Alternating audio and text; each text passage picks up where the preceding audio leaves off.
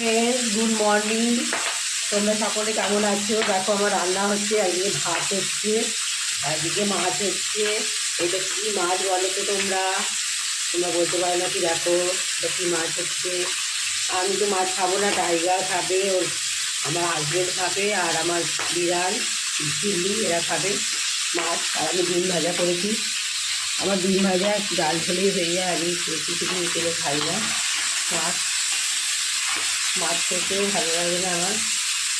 এটা কী মাছ বলো তোমরা? চেনো নাকি? দেখো মাছটা।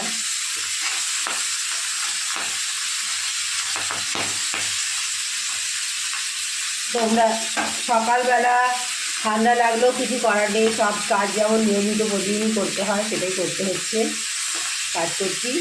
তবে তোমরা দেখে বলো মাছটা কী। তোমরা সবাই ভালো থেকো, সুস্থ থেকো।